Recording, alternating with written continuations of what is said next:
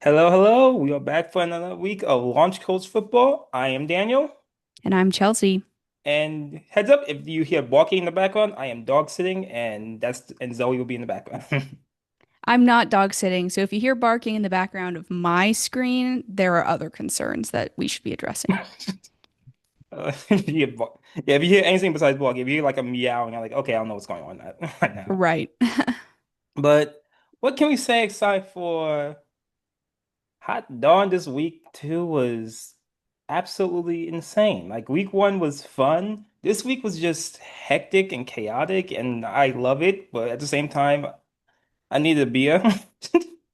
Right. Yeah. No, I thought week one was crazy. Yeah, no. No, week two was crazier. Um, yeah, a lot of high scoring games. A lot of high scoring games. I think it was what, 5 to 6 over 30 points alone. That sounds about right. All I know is like I took the under in a couple games. Like, well, I'm done by halftime. You're So like, I dare say I'm cooked. exactly. And speaking of Cook, that goes to all points for the week, all fame launch codes football points for the week. And if we're talking about Cook, there's one person that cooked like I don't know. He hasn't cooked this way in a couple years. You know what? We should have let Russ cook. We really should have let Russ Let Russ cook. let. And I get it. The memes are funny. It's funny to laugh at him sometimes. His ending in Seattle wasn't the best. The entire Legion of Boom defense seemed to dislike him. We tend to forget Russell Wilson is a borderline to actual Hall of Fame quarterback. And we seem to forget that in Pittsburgh last year, he wasn't that bad.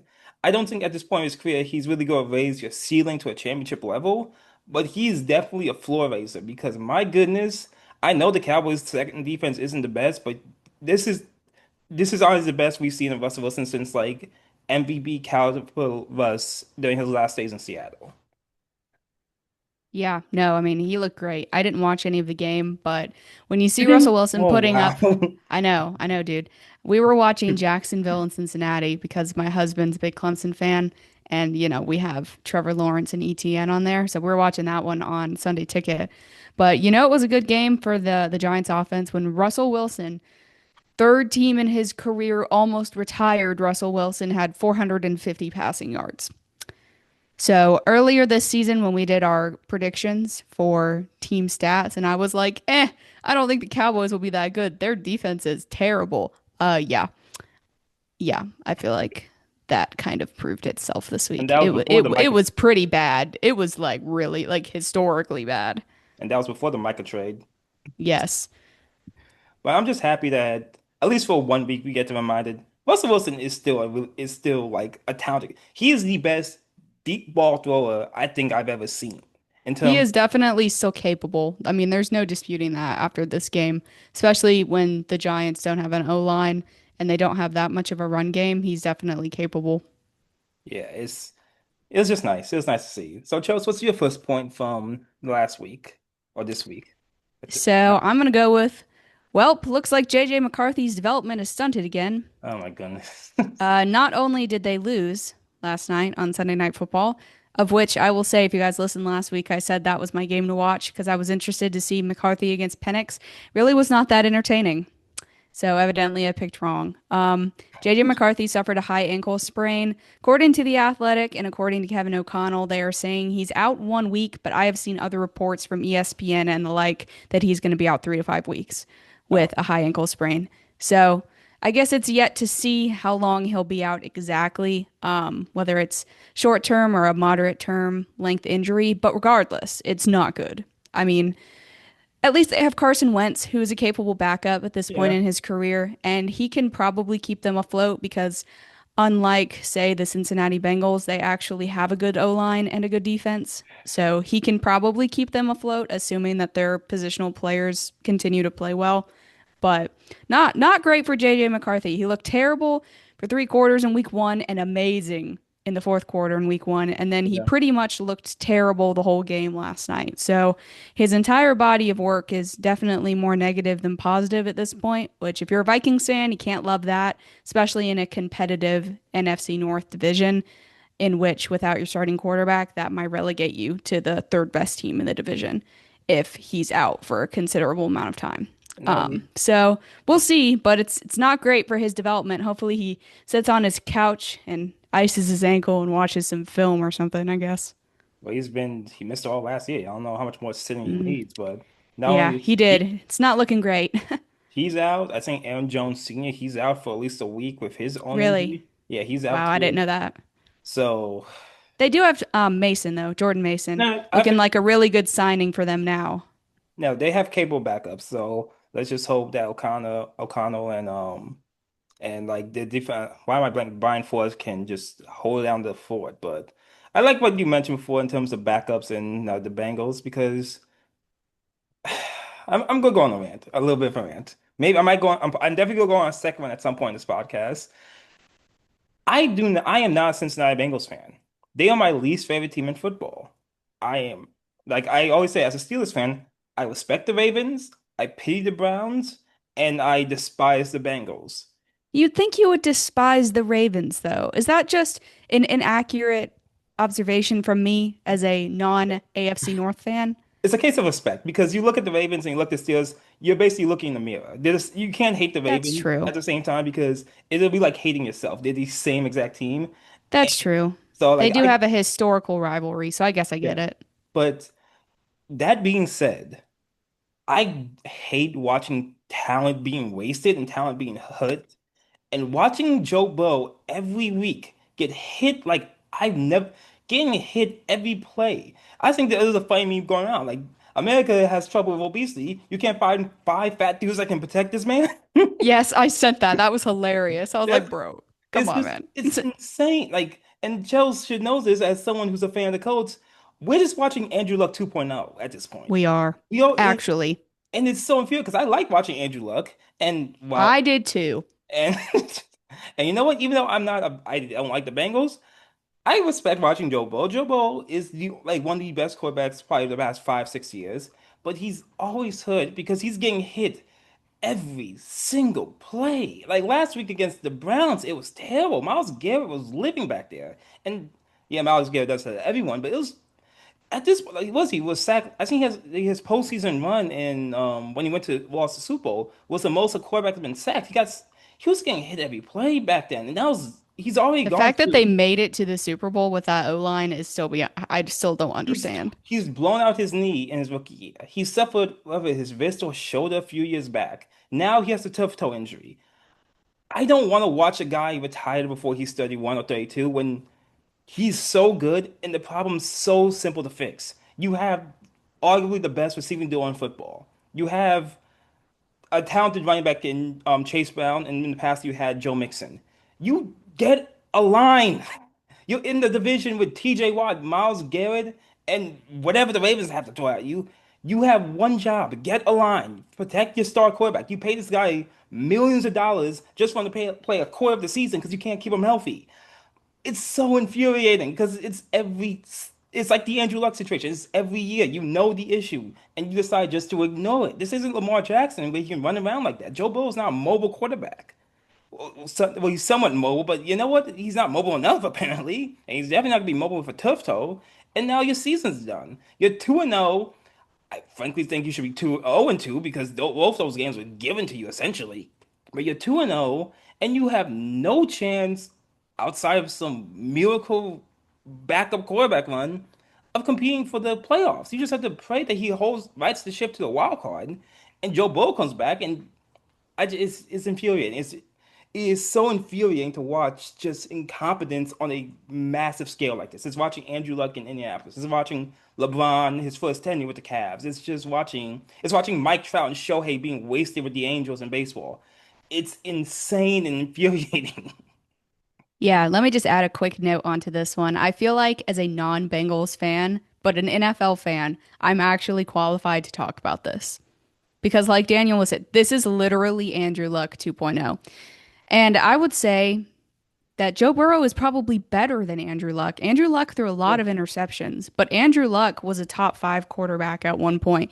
Yeah. Joe Burrow has pretty much been an undisputed top five quarterback for the last 5 years. So I would say to some degree that Joe Burrow, this is even worse than Andrew Luck. I'm watching the Bengals. I'm watching the talent they had. I mean, think about what we had when we had Andrew Luck. You know, we had Reggie Wayne for a little bit before he retired. Then we had T.Y. Hilton. You know, we had some dudes on that team. We not to the extent of Jamar Chase and T. Higgins, obviously, who I would argue are the best wide receiver tandem in the entire league.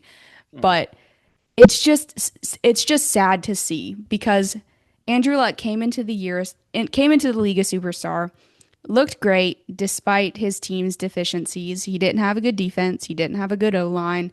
His run game was, up and down. Sometimes it was Yeah. really bad and sometimes it was okay. Like making it to the But AFC Championship game that year against the Deflategate, it was insane. I was like, wow, he can do that. I mean, everyone remembers the Andrew Luck legacy game against the Chiefs where he Supermaned across the goal line. I think that was 2014. So, I mean, Andrew Luck had a lot of good moments. Andrew Luck had a lot of great moments with the Colts. A lot of crazy statistics. Probably would have finished, as a top three quarterback in franchise history, behind Peyton Manning and others. Um, Not just, yeah. but it's just sad to see. I was commenting, I think it was either a Bengals account or some generic NFL account, and I was saying, Bengals fans, as a Colts fan, you better watch your back because I've been here and retirement hit our franchise out of nowhere and we haven't recovered since No. then. And it was years ago. It was when I was in college and we're still trying to recover. And I had NFL fans being like, well, Browning's a capable backup and they have good players on offense, none of which I'm disputing. I mean, No. Browning has shown, he can handle an offense and they have great players on offense, but their O-line is terrible and their Yeah. defense is terrible. They are literally going to have to score 50 points a game with Jake Browning to win games. And It's Brian, just not happening. and he's The not Brian. Bengals are cooked. No, he's not beating the Ravens. He's not beating any No. of the big dog in the He's division probably not conference. beating the Steelers. And I think the Bengals offense is But that's better a than the whole other Steelers offense even without Joe Burrow. So I mean, it's a shame. It's going to be real sad if one day Joe Burrow announces his sudden retirement. And I'm going to be in the corner going crying with everyone, just the in math. solidarity. It's like the Matthew McConaughey meme of just like as a Colts fan, you see, you're like, no, no. Yes, I'll be crying in solidarity with Bengals fans if this continues down the path it's going. Their front office sucks. Draft an O-line, trade for an O-line, sign someone to $100 million. I don't care. Just do it. So after that whole sweat-inducing rant, what's your next point, Chelsea? So I'm going to point out, oh dear, the Saints can't beat a Ayuk-less, Purdy-less, Kittle-less 49ers team. Not a great look. They might actually be the worst performing team in the league, at least talent-wise on paper. They are vying with Carolina for the worst performing team, which is probably not, an accolade you want to add to your resume. But, here we are. Spencer Rattler won the QB battle, honestly, because they really didn't have a better option, which is saying something because they But drafted a rookie in Tyler Show and he didn't win the job, which is not encouraging. Um, yeah, it's not good for Saints fans. Though they were competitive in the game, at least. I mean, they had that going for them, but I would hope so. I mean, Mac Jones was the quarterback, and pretty much everyone was hurt except Christian McCaffrey. So it's just not a great look for Saints fans. I'm sure my father-in-law is a Saints fan, and I'm sure he was just sighing sighs of depression as he watched the box score in this game. But they will probably more likely than not be taking a quarterback in the 2027 draft or 2026 draft. I would be shocked if they didn't, to be completely honest with you. It's probably not going to be Arch, much to the chagrin of Saints fans and NFL fans across the country. I seriously doubt at this point, based off of how his season has started, that he's going to come out this year. He's probably going to go back to school. But they could get a nice Lenore Sellers, who looks like the best quarterback in the country right now. So that would be nice. Running quarterback, big arm. That'd be something they really haven't ever had.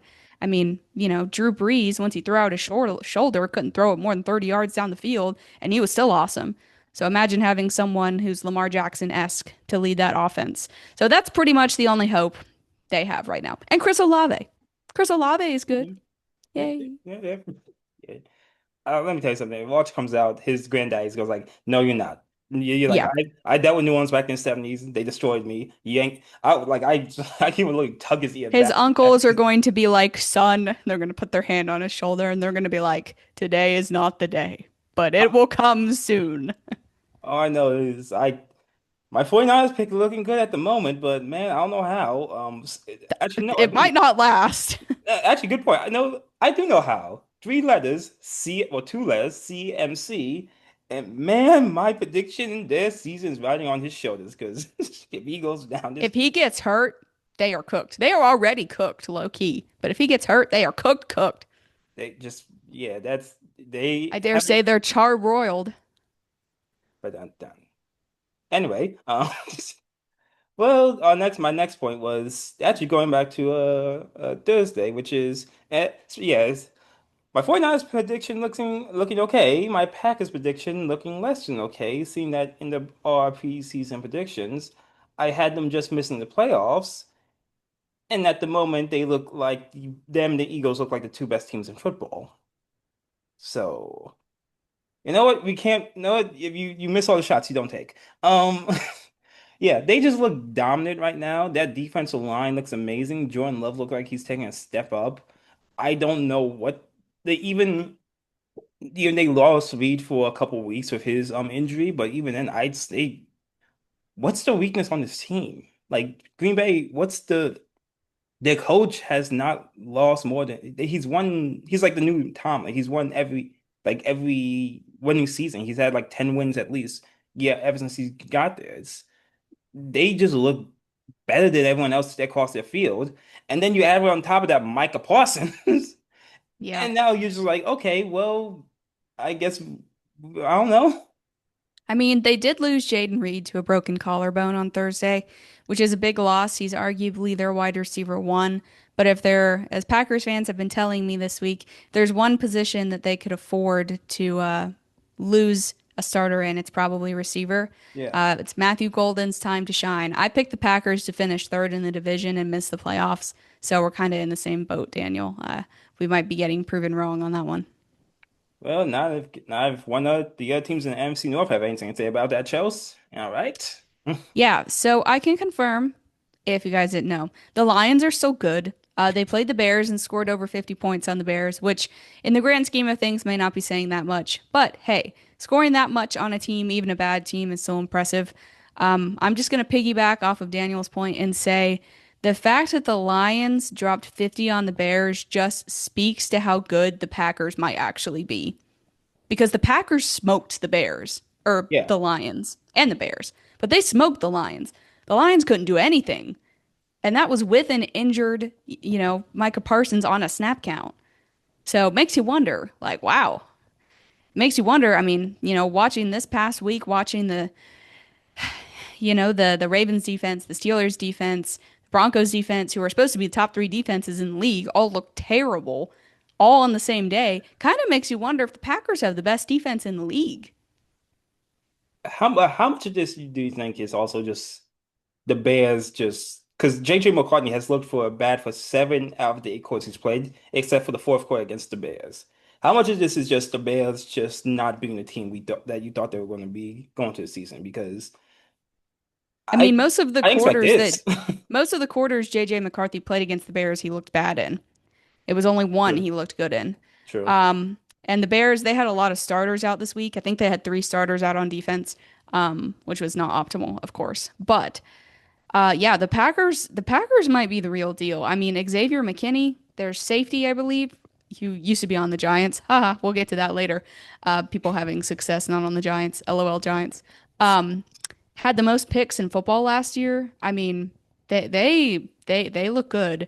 And if Micah Parsons can get healthy and get off of a snap count, I don't know, dude. I mean, they might have the best defense in football. I don't think they have the best team in football, but the best defense in football, I don't think it's a stretch to say that 2 weeks into the season. No, what they did with Detroit was insane. So if someone says Green Bay has a top, it's this is going to be a fun NFC in terms of them in Yeah. Philadelphia. But going off what you And said, go ahead. oh, I was just gonna say, and in regards to maybe it just being LOL, the Bears are terrible. They scored 52, I think it was on them. You could make the same argument for the Colts scoring, over 30 on the Dolphins. Like a team can be bad, and that can contribute to how much you score on them. But dropping 30 or 40 on 50 or 50 on a team, regardless of how good or bad they are, is still a testament to how good your team is. Yeah. because No, you're still playing against the top 1% of athletes in America. And if you're kicking their butt, I mean, that's still a testament to how good you as the other team played alongside, your opposition might just be terrible. But but no, you kind that's of you kind of see what I'm saying. I think it's a mixture, but I don't think you can discredit the team just because the other team is bad. no, no. I will say this though. Dan Campbell was definitely running up that score because there's no reason you're throwing passes to Amar to St. He's Brown like, I want the late in the fourth quarter. stats. It's like That was my husband in Madden keeps all the starters in when it's 60-3. He's like, I want the stats. I want to win MVP. this was a college football game when like no, we're gonna keep the stars in. We're just gonna keep throwing. But going off to what you said in terms of the Packers losing a receiver and being fine because they do have a number of good catchers. I was facing Kraft and Fantasy in one of my other leagues, and that was I have painful. him in one of my leagues. That was awesome. But yeah, the Chiefs aren't the same way. When they lose their receivers, they look like the Chiefs the past few years. And I think we have to have a serious conversation at this point with is Casey, there's my alarm, is Casey just like I think I compare them to the 2006 Patriots. This was a team after their 3 out of 4 years, 3 out of 4 championships in '01, '03, and '04. '05 was kind of a weird year. They lost into Denver, and then they lost to Indianapolis in the championship game. Those years, like they were throwing out there like just subpar receivers week after week. The talent was nowhere near good enough for a quarterback like Tom Brady.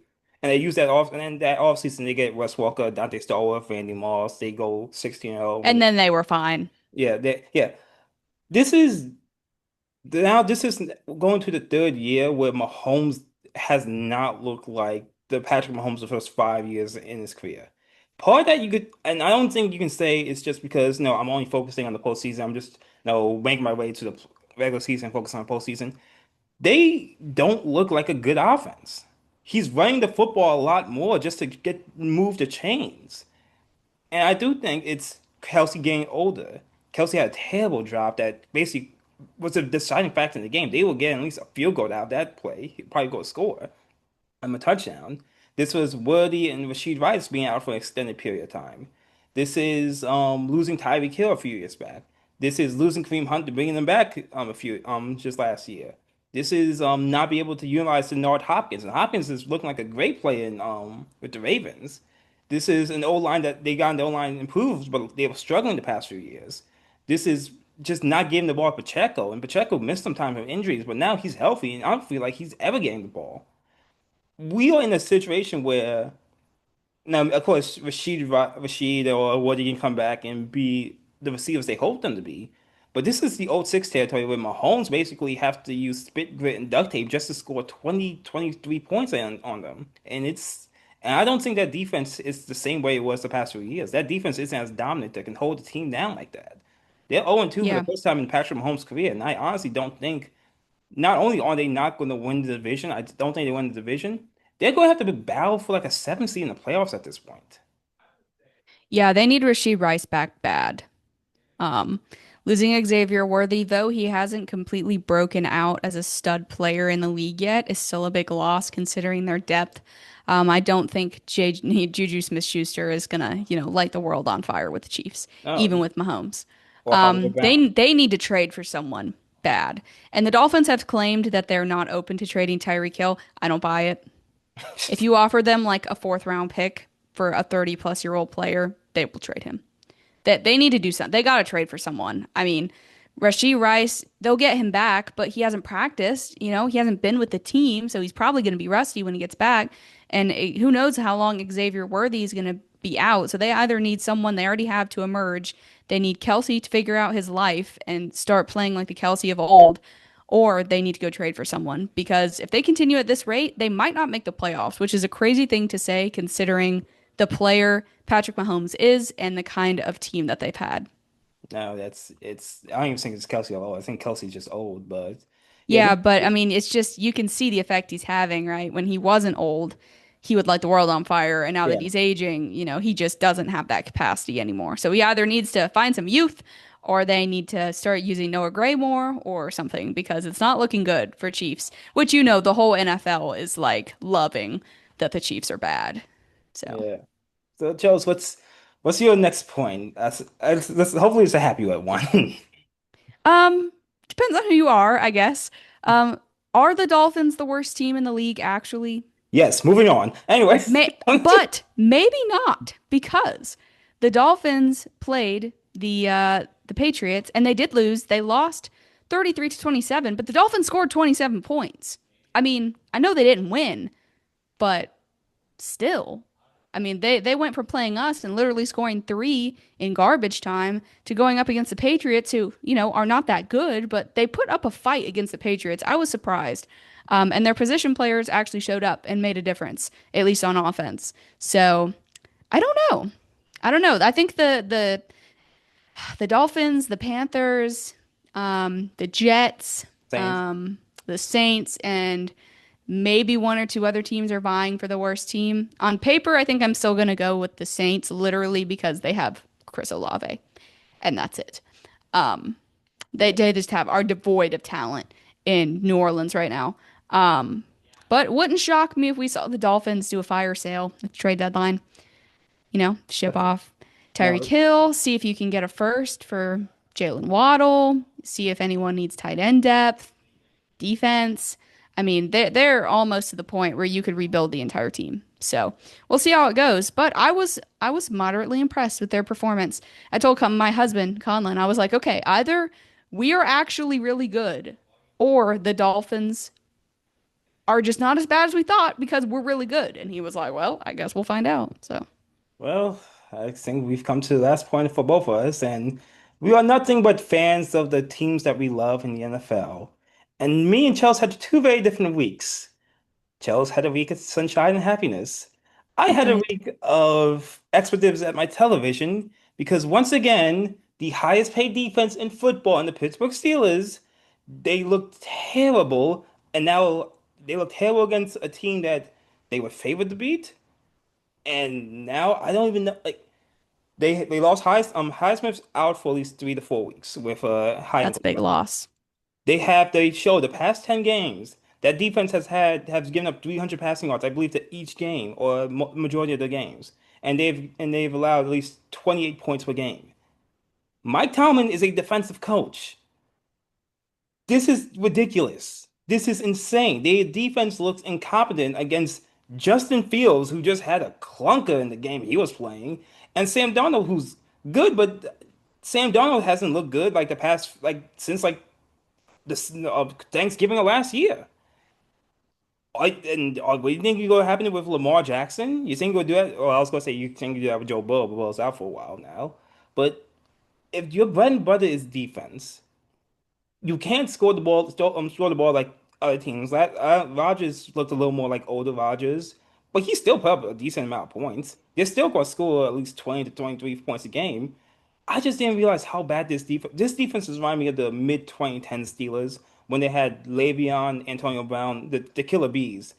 They should have been called the Killer D's because they had no defense, but like the defense that gave up 45 to Blake Bortles in a playoff game. It's I'm not confident. I don't even know what you can even do to turn this defense around at this point. Ramsey looks good at spots, but he got burned on one or two pass plays. I He think the still, Dolphins might have a guy that could work on your defense. oh man, I, I'm sorry. I'm sorry. I I, had to, okay? I I'm just, sorry. I'm hoping they right the ship in the next few weeks, but it's getting really frustrating watching this team known for defense not be able to play defense. And in defense of Jalen Ramsey, he literally saved the first game. So, not trashing No, Jalen no, no. Ramsey. I'm just Yeah, saying they yeah. could use, who they used to have. And then there's, Caleb Johnson not knowing the rules of football I'm and just not going to, touching the ball. for That the was bad, sanctity of this dude. podcast, I have to move on from that because that I will That not that be. was that was tough, dude. But Chelsea uplift us now with Indiana Jones. Yeah, I mean, maybe he's good. I mean, I'm not sold yet because his entire body of work is primarily negative. But I mean, man, you want to talk about another defense in the AFC that's supposed to be a top three defense that looked terrible? Yeah, the Broncos are right there with you, dude. They look bad too. The Colts literally, the first pass play of the game, I believe, targeted Pat Surtain. They were targeting Pat Surtain the whole game. And the announcers were like, "How peculiar. The Titans only targeted him one time in week 1." And I was like, "Well, it is the Titans. Sorry, Titans." But yeah, dude, I don't know. I mean, we had Chartavius Ward and Jalen Jones were both out in the secondary, so I knew it was going to be a shootout. If we were going to win, we were going to have to score. And Latu was out as well on the D line. So we had three starters out on defense, so that was tough.